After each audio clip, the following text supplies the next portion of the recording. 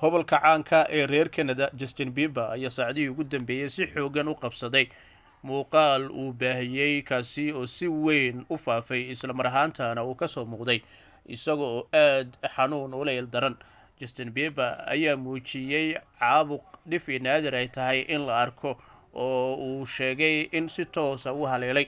Justin Bieber ayaa sheegay in uu aad uga cabanayo xanuun aad u daran iyo xaalad dhifi naadir ah oo ay dunidaba lagu arkin, taasi oo uu sheegay in ay si toosa saameyn ugu yeelatay muuqiisa iyo wejigiisa, sidoo kalena ay howlgab noqdeen qaybo ka mid a xubnaha jirkiisa sida indhaha iyo sidoo kale afka iyo sanka. Justin Bieber ayaa waxa uu sheegay in wejigiisa qaybo ka mid ah uu howlgab noqday ama uu joojiyey shaqadii maadaama isha uusan xidhi karin, sidoo kalena hal il uusan isku qaban karin, sidoo kalena uusan dhoola cadeyn karin qayb ka mid ah afkiisa oo keliya hal dhinac u dhoola cadeynayo. Sidoo kale waxa uu sheegay in sankiisa uusan nuxnuxsan karin, taasi oo uu sheegay in ay tahay xanuun aad u daran. Haddaba caabuqan uu la tacaalayo Justin Bieber ayaa lagu magac daray Ramsay Hunt syndrome.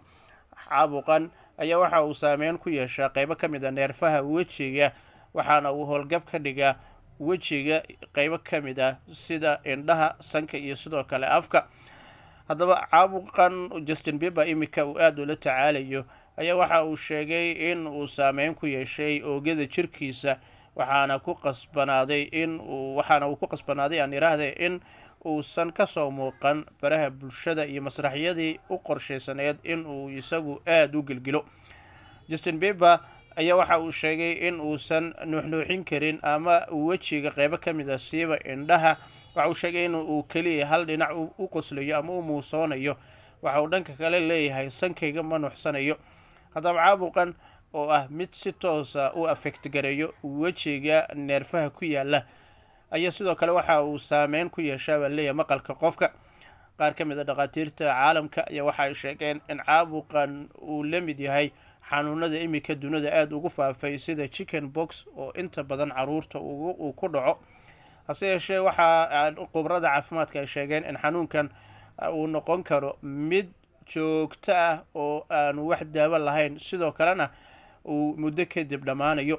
Justin Bieber oo isagu kasoo jeeda dalka Canada ayaa isbuucan waxa u qorshaysaneed in uu bandhigyo kala duwan ku qabto qaybo ka mid a dunida.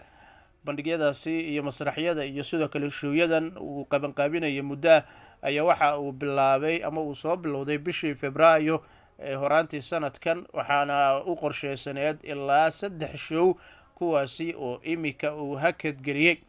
Waxa uu sheegay in caabuqan owgiis saameynta ku yeeshay qaybo ka mid a jirkiisa iyo neerfihiisa iyo wejiga qaybo ka mid ah in fanaanka uu ku qasbanaanayo in nasiina uu galo, isla mar ahaantaana uu gebi ahaanba baajiyo muuqaaladii iyo sidoo kale masraxyadii iyo qorshihii howlihii faneed ee u qorshaysaneed.